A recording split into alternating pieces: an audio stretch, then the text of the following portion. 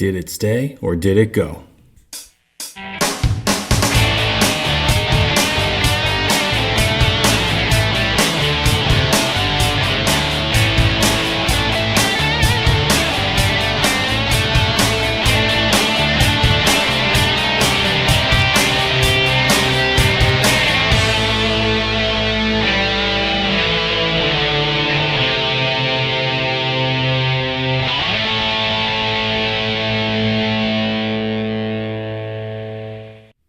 What is up, everybody? Welcome back to another episode of the Guitar Gear Trader channel. I am Steve, coming at you as always from Nashville, Tennessee. Before we get into the video, do me a favor, hit the subscribe button, hit the like button, leave a comment on the video, share this with your friends, and follow me on Instagram at Guitar Gear Trader. At the end of the video, we're going to have our first ever giveaway because we hit 500 subscribers. That might not seem like a lot to anybody out there, but for me, that's one of my first milestones. And to commemorate that, I'm going to give away a piece of gear, so make sure you hang out to the end to find out how to enter that contest and what it is that we are giving away. So today, like I just said, it's a year now. This is going to be 1 year for the channel, and what I'd like to do, I think would be a good idea, is to go back through all the episodes that we posted and look at all the gear that I traded for or traded away or bought and reviewed on the channel and see, did I keep it or did I trade it? Some things were good enough to keep, some things were good enough to trade, some things just didn't pan out. So without any further ado, let's get started. Okay, so first one up, this is in random order. It didn't go in chronological order from my first video to my last video. I kind of just took screenshots of the thumbnails that I used and put them into a slideshow in whatever order they put them in. That's what we're going to go through. So this particular guitar was a very recent, or something happened to it very recently. So a while back, I traded for this Gretsch 6128 George Harrison Duo Jet, which is a signature model Beatles guitar. And if you've been watching the show, you know that I'm a big Beatles fan. And I have a whole bunch of John and George guitars, and I have a Hofner bass, so I got one Paul thing. But most of my collection is John and George. And what I noticed was that I'm starting to get into really, well, for me, really higher end vintage stuff. And really higher end vintage stuff costs a lot of money. So the past couple of weeks, I've been lucky enough to get my hands on some really good vintage high-end equipment, but it comes at the cost of having to get rid of some other stuff because I just can't afford the really high-end stuff without the cash. So, and these are going to be things I'm going to make videos on in the new year. So I got like 2 or 3 amazing guitars that you guys aren't going to believe I got my hands on. But I did have to trade some stuff away to get that, and this happened to be one of them. So we're starting off with, did it stay or did it go? This one had to go, unfortunately. What I found was that of the Beatle stuff that I really, really cherish and love, it's the John stuff. John's my favorite Beatle. George is amazing. George is great. But when I sit down to play Beatle songs and when I sit down and play my Beatles gear, it's typically a John or a Paul tune that John played guitar on. I usually play the rhythm parts. I don't play the leads or anything like that. So if something had to go, it was going to have to be a George guitar. And you're going to see there are multiple George guitars that may or may not have made the list of staying in the studio. But unfortunately, this one had to go. It didn't go the way I wanted it to, because this guitar retails for like $3,800. I didn't pay that for it. I actually acquired this in a trade. I don't exactly remember what I traded it for, but if you want, you can watch that video on my channel, go search that out and figure out what I traded for it. But I know that I didn't pay as much as it was worth, and that was one of the reasons why I wanted it. It was absolutely mint condition, which is another thing because I was afraid to play it because of how nice it was. I didn't want to put any buckle rash on it because it's a signature collector's model. It sounds great though. If you want a lightweight Les Paul style guitar, go out and get yourself a Duo Jet with the Filtertrons in it. This one didn't have Filtertrons. This one had the Dynasonic ones that George had in the 50s. But the Filtertron ones, they're lightweight because they're chambered bodies. They have the same body shape as a Les Paul. They can get just as gainy as a Les Paul can. They're really, really good guitars. So if you want a Les Paul style guitar that's a little bit more on the budget, these guitars are great. But this one, unfortunately, had to go. Next up. Okay, so in this video, I talked about how I had an R7. I had a Gold Top R7 that I traded for a Dumble clone. So there are a whole bunch of companies out there. If you don't know who Dumble is, Dumble was an amp maker back in like the 60s and 70s. He used to modify Fender amps, and the things that he made, these modified Fender amps, were adored by everyone he made them for. And you had to like make appointments with him. He didn't mass produce them. He hand wired everything on his own. And he made amps for some of the most famous people in the world, Stevie Ray Vaughan. There were a whole bunch of famous people that got Dumbles from the actual maker. He didn't make that many amps, and nowadays everyone's trying to replicate Dumble amps.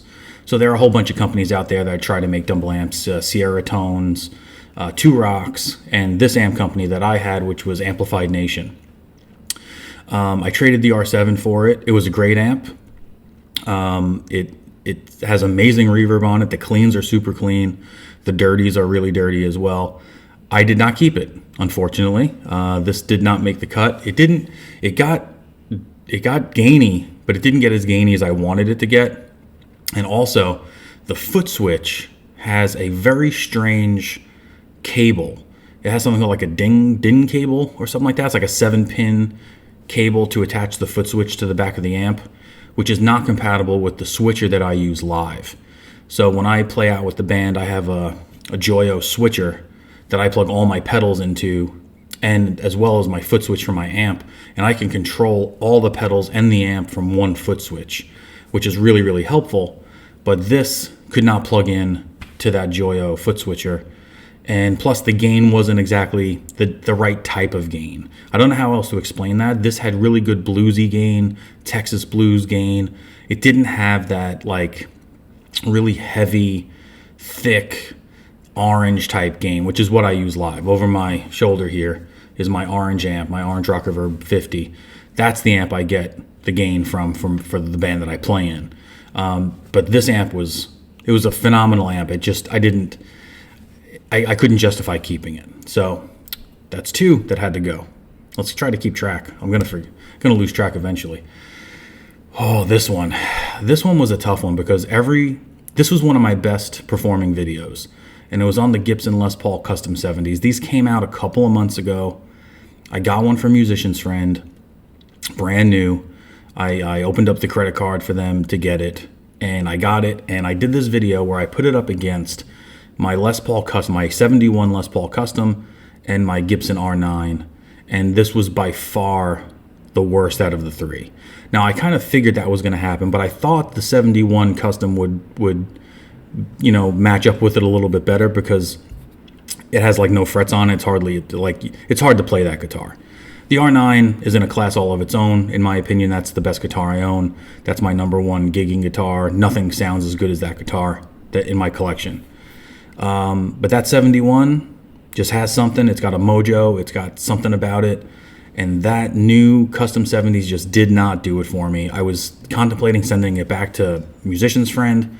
I decided to keep it because of how pretty it was, and I really wanted to like it because the color, the tri-burst or whatever you want to call it, tobacco burst, was just stunning, and it just never felt right. I tried setting it up different ways. I tried making the action low. I tried lowering the pickups. I tried putting different strings on it. I tried a whole bunch of things to try to make it right, and it just never felt right. It never sounded as clear. And I was thinking about changing the pickups, and I just never did.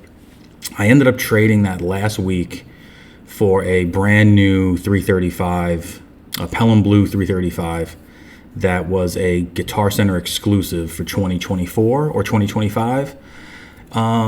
I took a little bit of a hit on it, but to be really honest, the 335 just plays a lot better. I'm going to do a video on it in the new year, but that's what I traded for it, and it looks just as cool. I love Pelham Blue guitars. That makes two now. I always loved Dave Grohl's guitar. It doesn't have the Trini Lopez diamonds in it. It has the regular F-holes like a 335, but it is a really nice Pelham blue color, and it plays way better than this did. And I just think that because these Les Paul Custom 70s were made in the U.S. factory, and that was like a big deal. That was like their big selling point, and that made it $1,000 less. But to be really honest, it felt like it was $1,000 less than the custom shop ones, because I've owned a whole bunch of custom shop ones and never had a problem with a single one of them.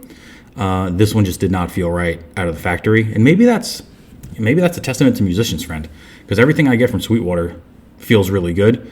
And maybe Musician's Friend just doesn't set up their guitars before they ship them out. Maybe they just get them right from the factory and just ship them out to you. I have no proof of that. I don't want to badmouth or make an accusation that I shouldn't, but all I know is it didn't play right, it didn't feel right, and it had to go. So that's 3 now that had to go. Okay, good news. This one didn't go. This one I still have. So I did this video where I traded that Explorer that Josh from Mythos Pedals is holding, and I traded that Explorer for that 67 Fender Coronado 2 that I'm holding in Antigua color. I always wanted a Coronado. I think they look really, really cool. They got a really cool 70s vibe to them. I traded the Explorer because I just feel too old to play an Explorer. I'd much rather play a Firebird, but that Explorer played really well, and he's like an Explorer aficionado. He loves collecting Explorers, and I got that dirt cheap. I got that Explorer for like $1,200 from a famous musician, which we'll get to later. But that Coronado is worth closer to $2,000, so I feel like I got a pretty good deal trading a $1,200 Explorer that I paid for a vintage Coronado. It's missing some parts, but it's still really cool. And I kept it. It's on my wall right behind my head. I don't want to move my head because these lights are giving me an issue, but I still have that guitar. Next. All right, so this episode, like I said, I found some stuff that I really want to step up my game as far as vintage stuff that's worth the money. Right now, I've bought a lot of 70s guitars because those are the ones that are kind of in my affordable range. Right, the 60s ones are crazy money. The 50s ones are almost untouchable. But the 70s stuff is pretty attainable, budget wise, especially if you're trading a whole bunch of stuff. So I had a couple of goals this year that I wanted to do. I wanted to get a 355, and I wanted to get an Epiphone Casino, a 60s one. And you'll see in the new year if those things came to fruition. Well, about the 355. I did a video on it, and we'll talk about that later. But that red 335 that you see in the thumbnail picture there, that is no longer with me. That is because I traded that because I didn't want to have 2 red 330 style guitars. I had bought the 355, the one that looks like Noel Gallagher's, that I did a video on, and I didn't want to have 2 of the same guitar. They both played very well. This one probably played a little bit better, the 71, but I traded it for a pretty sweet gold top. I had traded another gold top you saw before. I traded a gold top for that Amplified Nation. I didn't have an R7 anymore, so I traded that 71 335 for an R7 from a local musician that kind of travels around town and does a lot of work locally on Broadway and stuff like that, and Gibson gave him an R7, so he got that vintage 71 from me, and I got the R7. Now those amps, as far as these amps go, I traded some of them in, I sold some of them. I sold 2 of them, and I traded 2 of them to Guitar Center for store credit to get some stuff. The Marshall Silver Jubilee, the one in the middle, I sold that for $1,500. I only paid $12 for it, so I made $300 on that deal. And then I sold the DSL 40, which is right on top of it, for $600. So between those two, I got $1,700, which I then bought a Bogner Shiva tube amp head So I sold those two. So you can kind of say it was a trade. I kind of count that as a trade. If I sell two things and immediately give that money to somebody else for an item, to me, that's as good as a trade. So I sold those two things, the Jubilee and the DSL, and I gave that money directly to another guy for a Bogner Shiva, which I absolutely love. I still have that amp. And then the other two, okay, the little Bogner Alchemist, which is on the bottom left of that picture, I just traded that in at Guitar Center for a couple $100, and I think I bought some pedals or something like that. It wasn't anything huge. I only bought that amp for $200, and I think they gave me $315 for it. So I made out on that deal too. And then at the bottom right, you see the Marshall AFD, the Appetite for Destruction / Signature Edition amp, and that was a big one because I traded that Burgundy Amplified Nation Dumble clone for that amp, and that is like the Cadillac of all amps as far as Marshalls go. And it was great, and it sounded really cool. But it did one thing, and it did it really well. It did the / Appetite for Destruction sound, which is really cool. But that's really the only thing that it did, and it was so loud. It just didn't make sense for me to have that amp. So I actually sold that amp for cash. Can't remember what I did with that cash, but I think I definitely put it towards something else. But off the top of my head, I can't remember. So everything on this page, I don't have anymore. But that's okay. That's all right. Oh, speak of the devil, here's that 355. Okay, this was the 355 that I wanted it to look like Noel Gallagher's, and I modded it. I did a little DIY modification where I put that Veritone switch on it using epoxy. I don't suggest you do that to your guitars. It is a complete dummy switch, doesn't do anything. It's not hooked up to anything. It's literally just the gold disc and the knob epoxy to the top of the guitar, just so it looks like it. I used that out live the other day with the band, and it was awesome. I had a custom bucker. I bought a custom bucker from Gibson, put it in the bridge position. It sounds exactly like I want it to. It gets real dirty, it gets real clean. It does all the things I needed to do with the band, and it sounded great, and I still have it. So that's two things that I still have, as opposed to the 8 or so things that I don't have anymore. Here we go. This was the best deal of the year. If I'm giving out awards, this was the best deal of the year, I think. This is the Behringer Centaur Overdrive, which is now, I think, called the Centavo, because they got sued by Klon.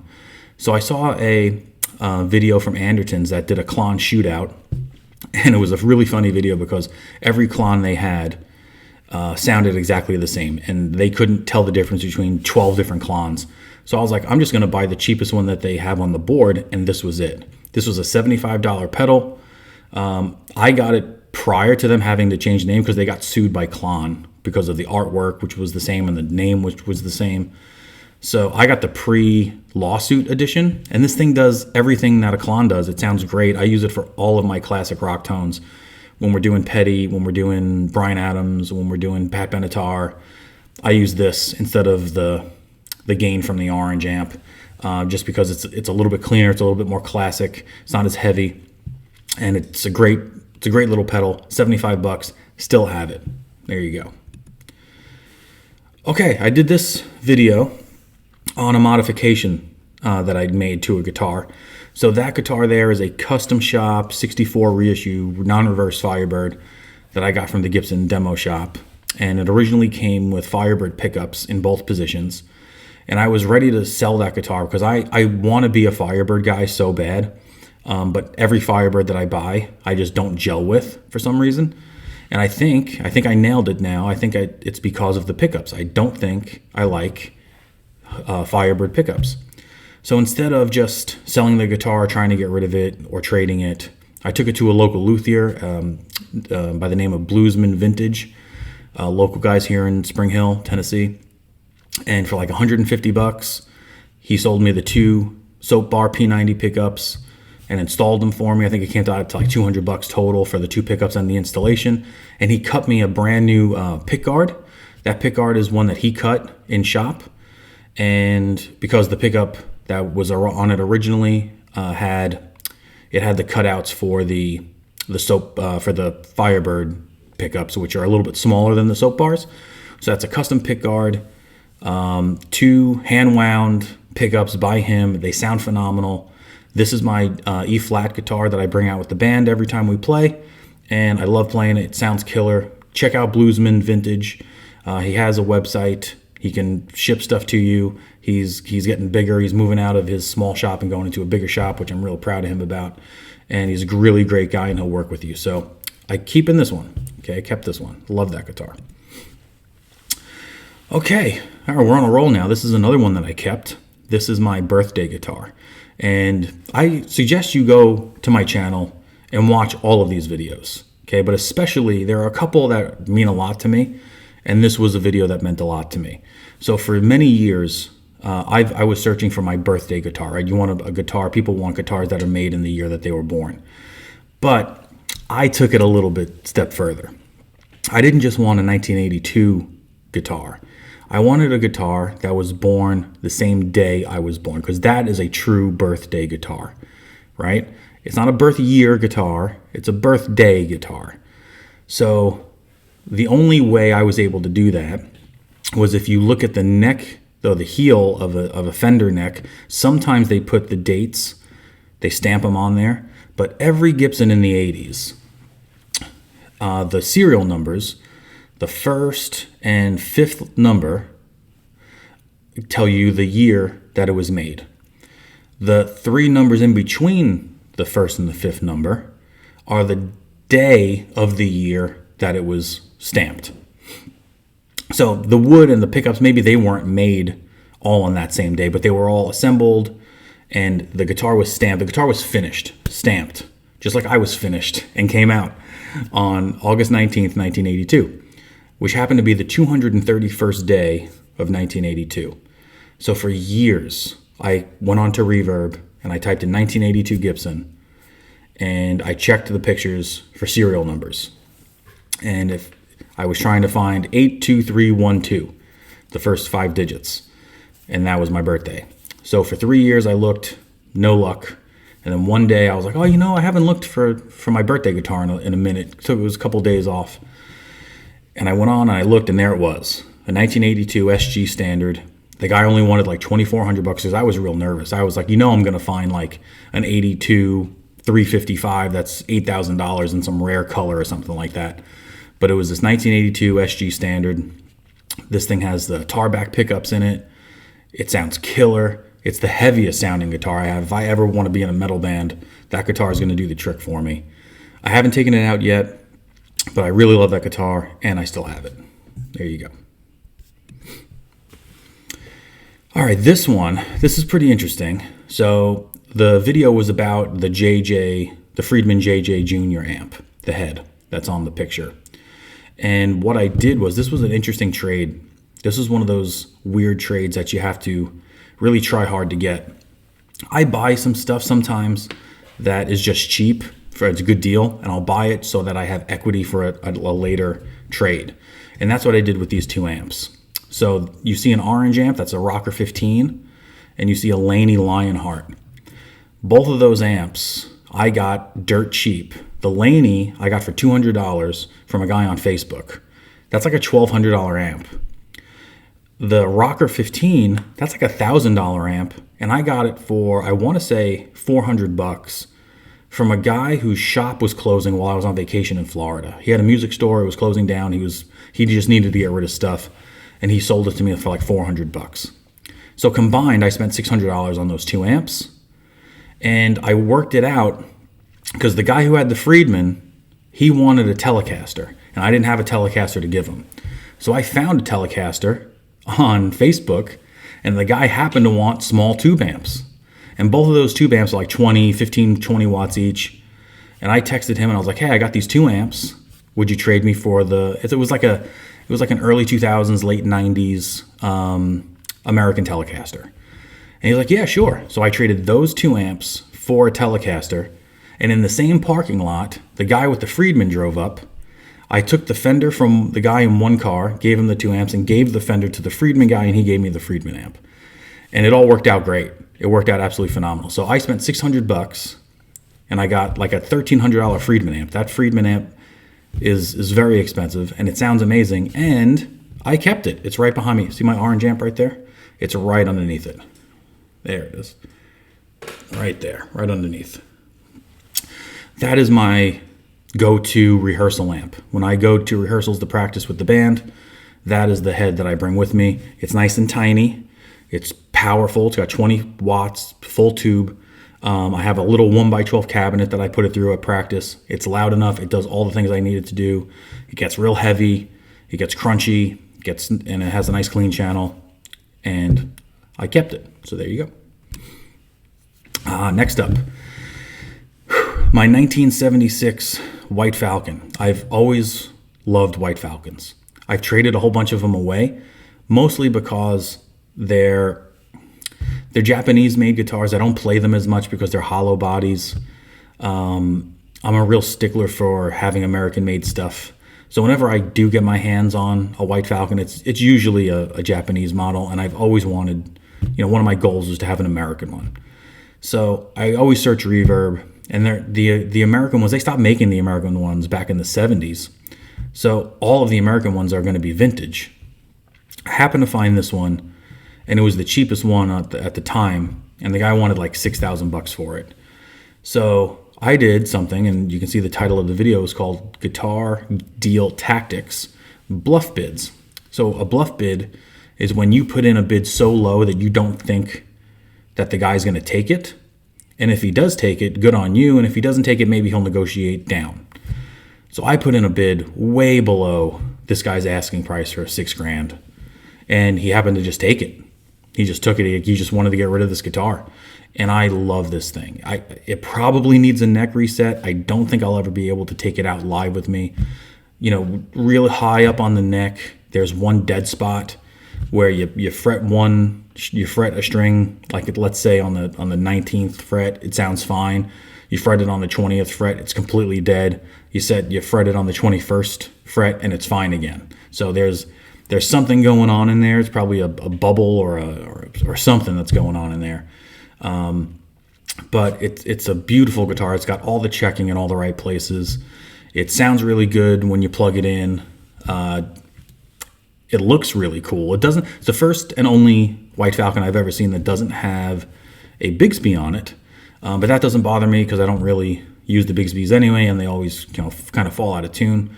But I still have that guitar. I love that guitar. Where is it? It's on the wall over there somewhere, but I still have it. Love it.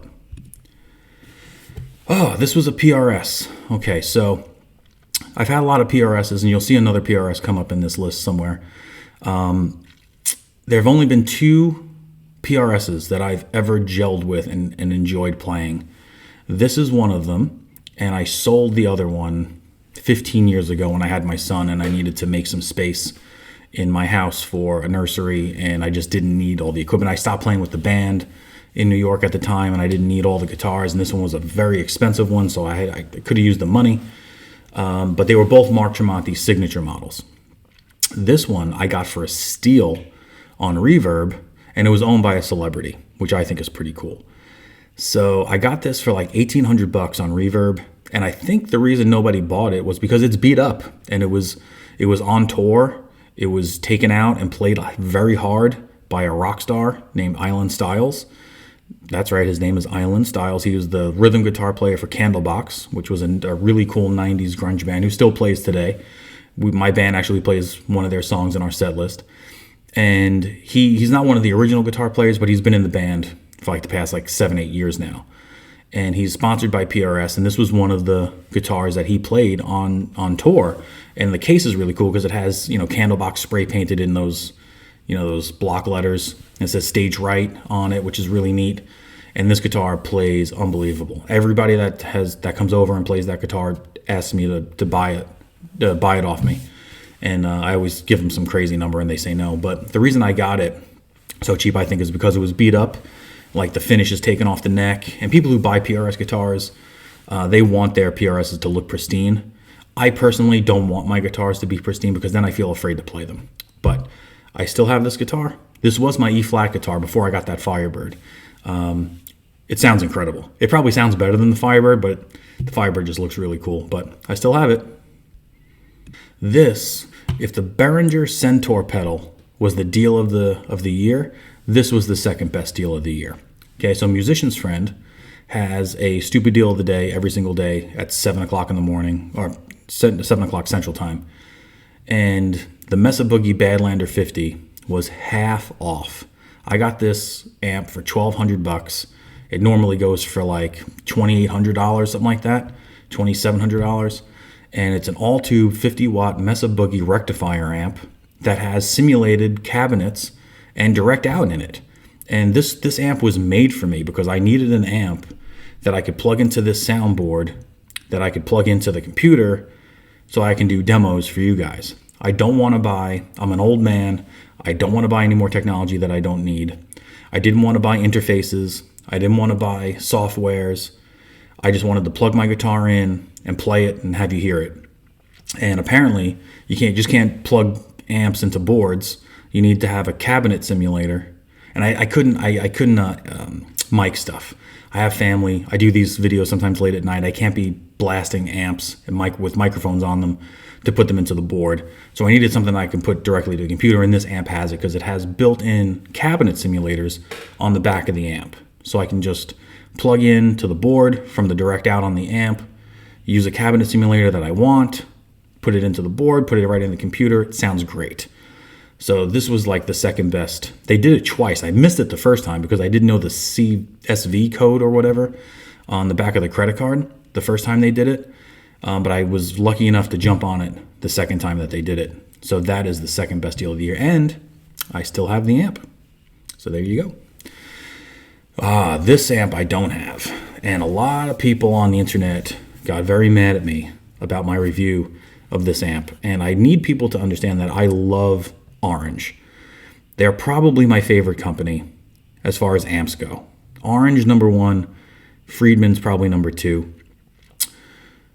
Gibson's my number one guitar company.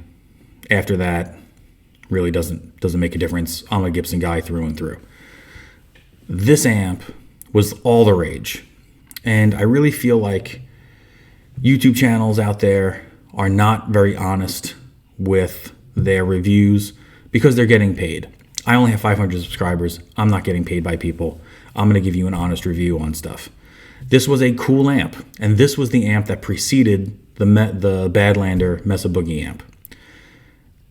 And I'm glad that I tried this out because this seemed like it was going to be the answer to my problems. This seemed like the thing because this has a direct out in it, and this is made for a gigging musician that's doing multiple gigs a night. Right here in Nashville, you might, if you're a Broadway musician, you might do 6 shows a day in different bars. Right? You might have an 11 o'clock, a 2 o'clock, a 6 o'clock, and an 8 o'clock show in 4 different or 5 different bars. And you want to just carry as least amount of equipment as possible. So this little Gain Baby, Orange Baby, whatever it is, there's a whole bunch of different ones. You can put it in your backpack. It's small. It's like a small Blu-ray player. Throw it in your backpack. It has a direct out, so you just plug it into your PA system or the bar's PA system, and it sounds incredible. It does. It sounds incredible. And it's foot switchable and all that kind of stuff, and it's got reverb on it, I think, if I remember correctly. But for me, I need a tube amp. I'm old school. Like I said before, I'm an old man, and I don't care what anybody says. This stuff is never going to be as popular as tube amps. I remember back when I first started playing guitar, back in the early 2000s, I think it was 2001, 2002 when I first started playing. I had all the crates. I had all the solid state crates, the solid state Marshalls, the solid state Voxes. And then I got my hands on my first ever tube amp, and I was like, holy cow, this is so much better. And I don't care how convenient it is. I don't care how much lighter it is. These things are never going to be as good as tube amps. And what are they? They are nothing more than things trying to imitate the sound of a tube amp. And you know what the best way to get the tube amp sound is? Play through a tube amp. So as cool as this was and as convenient as this was, it's good for somebody. It's not good for me. I will carry the heavy tube amp wherever I need to. I will make it work. And this, unfortunately, did not stay. Next. So I talked about the amp already. So we know the amp is gone. That was the orange Rocker 15 that I traded for the Friedman JJ. Okay, it was actually black. That's an actual picture of the actual amp that I had. I just took a stock orange picture from the internet for that other thumbnail. But so we know about the amp. The day I bought the amp from the guy whose music store was shutting down, I also bought that pedal from him. And that pedal's a Golden Boy distortion pedal, which was like $250 normally retail. The guy gave it me for $100, and I traded that in for like a Synth 90. I think I just traded that in for a Synth 90 pedal that I needed some organ sounds for a song that we're doing live. So I traded that in at Guitar Center like 2 weeks ago. So neither one of those stayed. This JVM Marshall, this was the deal gone wrong. I wanted one of these JVMs because it gives you a lot of leeway and options for when you are you can program this amp with the foot switch that it comes with to have different gain channels, reverbs on or off, effects loops on or off. You could do a lot of programming with an all tube amp. It's not a solid state, it's an all tube. It sounds incredible. It's got a ton of gain. Each channel has 3 gain stages, like green, a yellow, and a red stage. And you can program the 4-button foot switch to give you any of those combinations you want. So I thought it was going to be a real versatile amp. So I bought it from a guy in Alabama for a really good price. And it ended up that the foot switch didn't work, and you can't get a replacement for the foot switch. So the amp was kind of useless to me. It would have been fine if it was just like a studio amp that I was going to record things with. But that's not my application for it. The application I need it for is live, and without the foot switch, it was kind of useless for me. So I ended up trading it for a really cool Hughes and Kettner Tri-Amp, which is a very similar minded amp as this, but it's a 100 watt all tube gigantic head. Sounds really cool, but it's just too much for me to take out live. I still have that amp. I don't have this amp. I have one Strat, and over the years I've had many Strats, and I just don't like them. I'm not a Strat person. However, this was a Sweetwater exclusive GT11 Professional 2 Stratocaster in Sonic Blue. That's what I bought it for. Like I said, if you know me, you know I'm a Beatles freak. The Beatles, John and George, both had Sonic Blue Strats back in like the Rubber Soul Revolver era. And if you're a Beatles fan and you're a collector, you have to have a Sonic Blue Strat. The only other Sonic Blue Strat that's really out there that I know about is the Custom Shop 64 that looks exactly like this. And this particular one from Sweetwater was like $1,700, brand new. And it has Custom Shop appointments on it. So like the radius, the fretboard radius, the pickups, the wiring, then the pick guard, all those things are Custom Shop quality. So you're getting like a half a Custom Shop guitar for a American-made, non-Custom Shop price. So I bought it. It plays really nice. I love noodling around with Strats on the couch and stuff, but they're just not my style. I much rather play a Telecaster, and even those I don't really play very often. I play my humbuckers and my P90s on my Gibsons. So I still have it though. I still have it because it's a John thing. I'm keeping the John stuff. Keeping all the John stuff. This was the most expensive guitar I had up until 2 weeks ago, which I can't tell you about because it's going to be a video for the new year. And this guitar is a Medallion Firebird. So they stopped making Firebirds in the 60s because I guess nobody bought them. They reissued them again in 1972, and they made 357 of them, if I remember correctly. Somebody might check me and put that in the comments if I'm wrong. But they made one for every day of the year, and there was an extra day in the year 1972, so they made 357 of these. No, I'm sorry, 366 of them. Right, there's 365 days in a year, so they made 366 of these guitars. I have number 119. Like I said, I'm a big Firebird fan, and this guitar popped up on Facebook, and I traded 3 guitars for this one guitar. I traded a newer White Falcon, I traded a vintage Country Gentleman, and I traded a Custom Shop non-reverse 3 pickup Firebird in TV white. And that guitar was that was like one of my bucket list guitars. But all three of those guitars for this one guitar. The guy was asking like $8,500 for this guitar. At the time, these things were going online between like $10,000 and $12,000. I got it at a discounted price because it does have a headstock repair, which doesn't bother me. It plays phenomenal.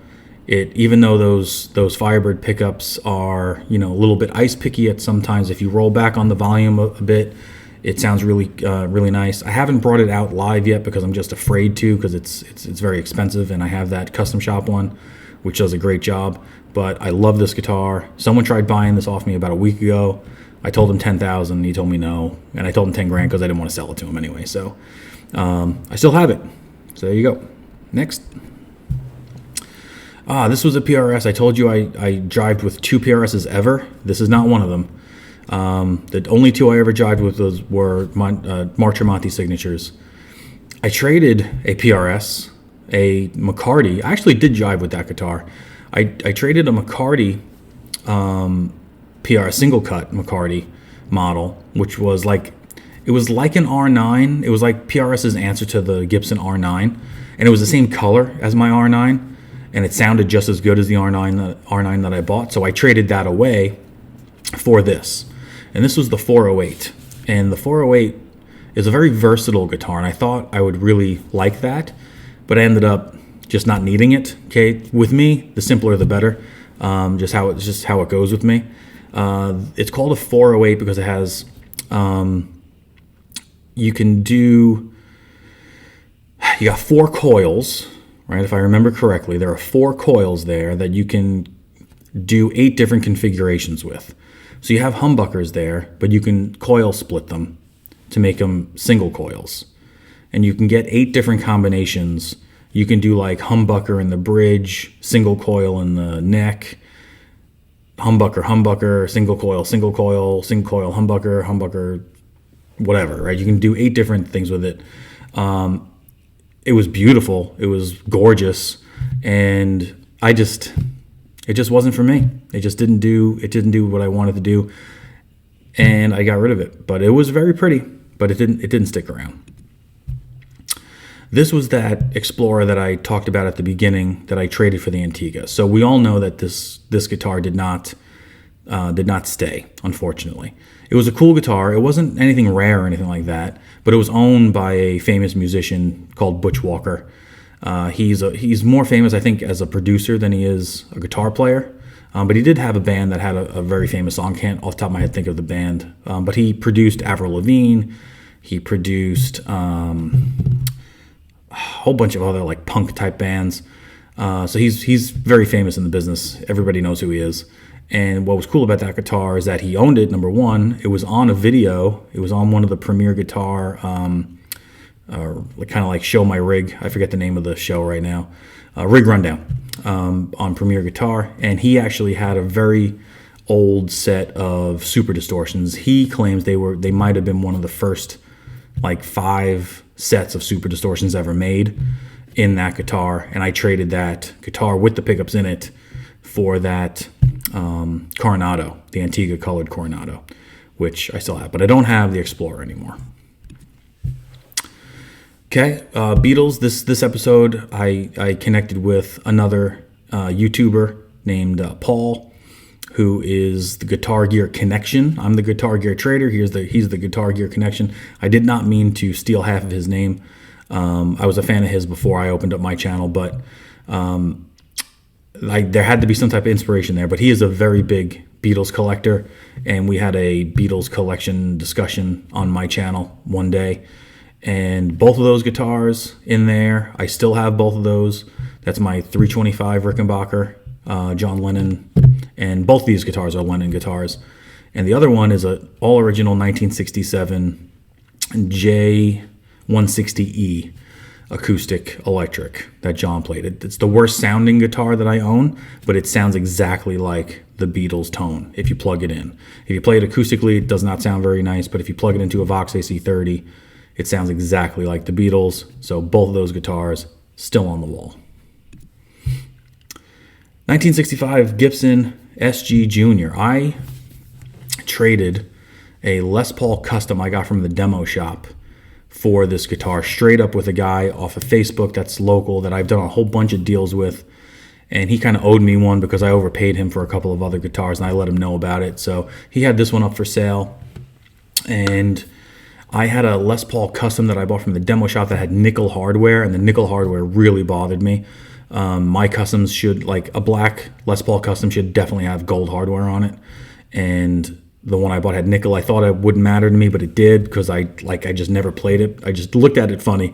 Like something was just wrong with it. I know that might sound crazy or pretentious, but it's just, that's how it, black Les Paul Custom should have gold hardware. That's just the end of the story.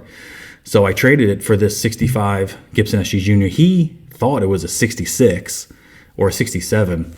When I took off when I looked at the serial numbers and checked the pot codes, it's closer to a 64 or 65 due to the pot codes. So I still have this guitar. It sounds amazing. It absolutely rips. That P90, that vintage P90 from the 60s is unbelievable. It's super, super light. I just am real nervous about the tuners because they are really tight and I don't want them to crumble. So I haven't taken it out live. I might put repro tuners on there just to make it last a little longer and put those in the case. But I love that guitar and I still have it. And I think this is the last one. Oh, we got two more. Okay, so I saved the best for the last ones. So this one, my 1971 Les Paul Custom. I got this guitar in a trade for a J200. One of my dreams was to have a Gibson J200 acoustic. And when I got down to Tennessee, I ordered one and I got it, and I ended up not liking it very much. It was a beautiful guitar, sounded really nice, but it didn't have the sound that I thought it was going to have. It kind of just sounded like a normal acoustic. And I have a J200 now. I got it for a lot cheaper than the one that I traded this one for. But I'm more of a J45 guy. Just I play them different. They sound nicer to me. They sound a little bit warmer to me. Nothing against J200s, but for me, I'm more of a J45 type of guy. I found a guy online who was selling the 71 Les Paul Custom. I asked him if he would trade with me for that J200. He said absolutely, and did the trade, and I couldn't be more happier. I love this guitar. It sounds killer. It needs frets though. It has like no frets. When they sold it, they had very little frets on them back then. They were called fretless wonders. But I'm going to try to bring this guitar in this week to a guy named Joe Glazer, pretty famous luthier here in Nashville, and see if he can put some frets on it for me, because I want to bring this out really, really bad because it sounds amazing, but I'm just afraid that I'm not going to be very accurate with it because of the frets are so low. So I still have this one. And the last one.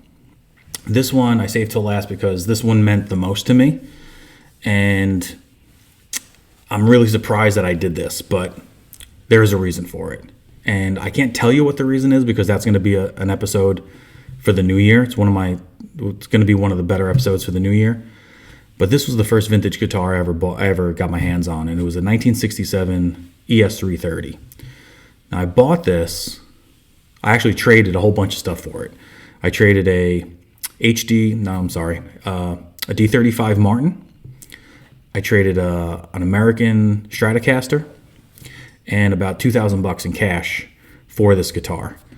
If you add up the money I paid for those two guitars and the cash, it came out to about $500 less than what this person wanted. They didn't know that, but in my opinion, I got $500 off. But this was the first ever vintage guitar I got my hands on. It played amazing. It sounded so warm and so full and so bassy and rich. And it was the closest thing I ever thought I was going to get to an Epiphone Casino, because that is an Epiphone Casino essentially with a Gibson headstock. Back in the 60s, Gibson bought Epiphone, and they had Epiphone versions of all of their guitars. It's kind of like cars nowadays, like where you have, a Toyota and then the Lexus version because they own each other, right? It's all the same company. So like the Toyota Avalon and like the ES330, they're both the same car, right? Just with different badges on it. This is the Casino, but with the Gibson badges on it, essentially. So at the time, and still today, casinos are way more money because the Beatles played them. than the Epiphone Casino is more money than the Gibson 330. That's the only Gibson model from the 60s that is less money or less sought after than the Epiphone version, right? No one's buying the Epiphone version of the 335. No one's buying the Epiphone version of the 345, which are like I think it's like the Sheridan and maybe the Riviera. Those guitars are the Epiphone versions. Those don't go for near as much money as the vintage Gibson 355s and 345s. This guitar is the only one that's the opposite, right? The Epiphone version is more expensive. So I never thought I would get my hands on one of those. So I might be giving away what I got in exchange for it, but unfortunately, I had to give this up. It hurt me to give it up, but I think it went to a good home, and there is a good story behind it. But that is the last one. So I kept some stuff. I got rid of some stuff. I think it's pretty equal. I didn't do a tally on it, but I think it's pretty equal. I kept for the stuff that I kept and the stuff that I didn't keep. Now, there were a lot of trades that happened that did not make the show. And some of them I'm going to do on in the new year. I'm going to do videos on some of those in the new year. Some of them are just kind of mundane kind of things that I didn't think people would care about. Some of them are trades to Guitar Center for store credit so I can get a couple pedals. But in the new year, I got 3 guitars at minimum that I need to show you that are going to blow your mind, that I can't believe I got my hands on, which is unbelievable. And I got some amps that I got to show you, and I got a boutique guitar that I have to show you from a local luthier here in Nashville. So I'm really excited about that. And now let's talk about that giveaway. So for 500 subscribers, which means I'm monetized now, for whatever that means, you can buy a subscription to me if you want. I still have to look into that. I don't know exactly what that means. I know you could like pay a month. You can pay me monthly, $2 a month if you want, and I'll give you some stuff. I'll give you the videos a day ahead of time or something. I don't know if that's worth it for you, but I'll discuss that with myself later. But 500 subscribers, so I'm going to give something away. Now, I'm not sponsored by people. Companies don't give me things for free. This is one of my own personal items, and it is a Big Muff Pi by Electro Harmonics. It's a gray pedal. I used this pedal maybe once or twice live before I got that Klon, the Behringer Centaur. The Behringer Centaur is about 1/4 the size of this pedal and does everything that this pedal can do, kind of, right? This is kind of like a, I don't want to say it's an overdrive pedal. It's more of a fuzz pedal, right? It's a Big Muff pedal. I'm going to be giving this away. Okay, this pedal's around $100 new, I think. Okay, I think I paid around $50 for it, and it works absolutely perfectly. It's even got the Velcro on the back for you to stick onto your board, but it also can take your 9-volt battery. But I'm going to give this away. So how are you going to enter it? How are you going to get that pedal? First things first, you have to be a subscriber to this channel. So subscribe to this channel right now and get your hands on this pedal to be eligible for it. Next thing you're going to do is you're going to go to Instagram, and you're going to follow me on Instagram at Guitar Gear Trader. And once I put the post up for this giveaway, the directions will be in that post. It's going to be something like, tag 2 or 3 friends in a post. And what you're going to do is you're going to send me your pictures of your pedal boards. Okay, and if you already have one of these, you're probably not going to do it. But I want a picture of your pedal board. I want you to tag me in it and tag a friend in the post. And after a week or 2, you'll see what the deadline is in the Instagram post.